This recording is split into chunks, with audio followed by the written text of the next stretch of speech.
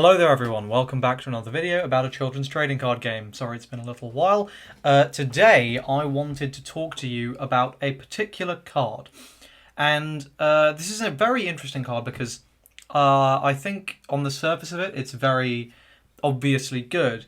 But you think about it a little more and you understand that actually in the context of Gate Ruler, it might not be. It's really interesting to look back over Japanese deck lists as well as I'm sure we'll see our English ones too, as to how they treat this card. It falls out of favour, but it also remains in favour. It totally depends on the way you want to build your deck. It's pretty interesting. So let's get started in this discussion. And the card I'm talking about is 1000 Year Sakura. Did you see that coming? I don't know.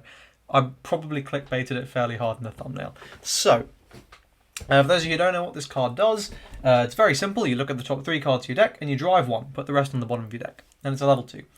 This is totally usable in Knight or in any energy-based deck. Of course, you would, in those cost-paying decks, have to pay the 2 cost for this. So typically it is not played because paying 2 to do a worse version of draw 1 and then running like overdrive cards to actually make this worth it is a pretty big neg. But I want to talk about it in its sort of main use case, which is Apprentice. I think there isn't really any doubt that you play this in Highlander. There isn't really any doubt that you play this in Berserker. That's fairly standard. Apprentice, however, is a very interesting situation. And the reason for that is your level limit of 50. This card takes up 4% of your level limit. So if you play a full playset, well, that's 16% already gone to just 4 cards. That's a lot of your level limit gone. And whilst that is less of a big deal if you're doing something like playing for Haunting, it does beg the question, is this card going to be giving you enough value at 2 cost to justify playing it? And, on the surface, you go, well, of course it is. Like, come on, what are you talking about? It's filtering through cards. It's better than just like play the top card of my deck because I get to look at 3 and choose. So I'm getting an active choice to play something good. It's deck thinning. It's good, and it's a card where in Apprentice I can set it and it can let me pop off on one turn if I save 1 or 2 of them, for example. I can chain it into itself. There's a lot of very compelling reasons for why this card is good, and I'm sure you're probably aware of them. I think I certainly haven't seen anyone calling this card bad, and I don't think it's bad. However, I do think it could be a trap, and here's the reason. When you think about the average Apprentice deck, there's sort of 3 cases for Apprentice decks. And this is true in set 2 as well. There are Apprentice decks with 0 Haunting, or 0 Tatarija. There are Apprentice decks with 2 Tatarija, and there are Apprentice decks with 4 Tatarija. Now, let's deal with the 4 Tatari case first, because that's very simple. There isn't really any issue there. Sakura is an obviously strong card. Now, the reasons for that, well, your level limit is 70 in that deck, so paying 8 of it is actually a lot less significant. As a card that filters, it's actually far more valuable because now you're playing 4 literally dead cards in your deck that you really don't want to see, so being able to filter through those is a boon. And as a result of playing those 4 Haunting, those 4 Tatarija, sorry, I use this interchangeably. As a result of playing those 4, your average level has gone up as well, right? The average level that you're playing, so you're far more likely to see something that is worth including this card. So I think in 4 Tatari decks, Tataris decks, that's cool. This card at 4 makes total sense. Now let's move on to the other 2 cases. And in both these cases, you then have to, really ask yourself and evaluate how worth it is this card.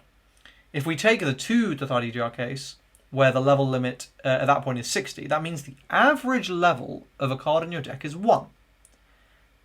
That's not true. It means the average level of the card in your deck is just over 1. It's a little bit more than 1. And similarly, to in the no TathaliGR case, the average level there is exactly 1. So when you are looking at your top 3 cards of your deck, you have to look at the deck you've constructed and ask yourself, how likely am I to see a level 2 or a level 3 in these 3 cards? If a majority of the time I'm going to see a level 2 or a level 3, then this is worth it. But simple probability tells you, if you're playing enough level 2s and level 3s to be seeing them a majority of the time, you're probably breaking level limit, because that would imply that at least 1/3 of your deck, so like 16, 17 cards, are going to be level 2 or greater, which, even if you include those, that's already, getting up to close to level 40 on your level limit taken up already. So you add in, you fill up the rest with level 1s, for example, and then you've just got 0s left. And that means that 2/3 of your deck is pretty poor, actually. And it's sort of forcing you into a tight decision. But at 2 TathaliGR, that's not too bad. At 0, you're really, really constrained, because, at that point, 1 in 3 cards being at least level 2, with that level limit, it's probably not going to work out very well. So actually, what I think needs to be considered in decks where people don't want to be playing for TathaliGR, which is totally valid, you might not want to play this card. And indeed, I would say you probably don't want to play this card, because if you remove this, you're getting 8 additional levels to put towards something else. If you're more likely to be seeing a level 0 or a level 1 than something actively useful for you off the top 3 for this, which is probably going to be the case in those lower level limit decks, then this is actually a bad card. So the point, basically, of this video is I wanted to educate people on this, because I know it's something that I didn't think about for a while, but also, I haven't seen any discourse about it at all. But it's sort of a bait, right? It's a card that seems so obviously good, right? You would read this and you go, oh, of course. Anyone who understands basic card game theory would look at this and go, this is a good card, I should play this card. And no one would fault you for that. But Gate Ruler does this thing where your intuition and what is actually good don't always align, and actually more often than not they don't.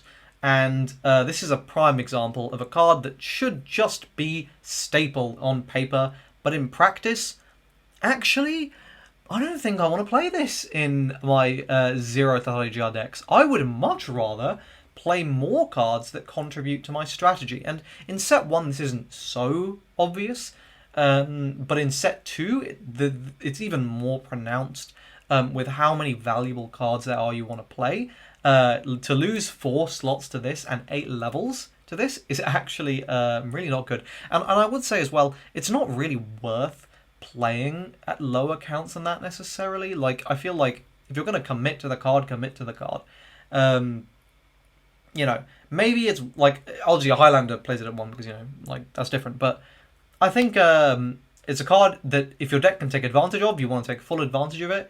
But playing 1 or 2 copies is sort of a cop-out, isn't really going to accomplish much a majority of the time. But there we go. I hope you found this video interesting. I hope it's something that perhaps you hadn't thought of before and you learned something. If you did, like the video, leave your thoughts in the comment section down below. Subscribe to the channel for more Gate Ruler content. And I want to give a thank you to Sundial, my Simian level supporter. Thank you very much for your support. Pick up a Gate Ruler product using my affiliate link in the description if you want to help support the channel. And I'll see you guys next time. Cheers.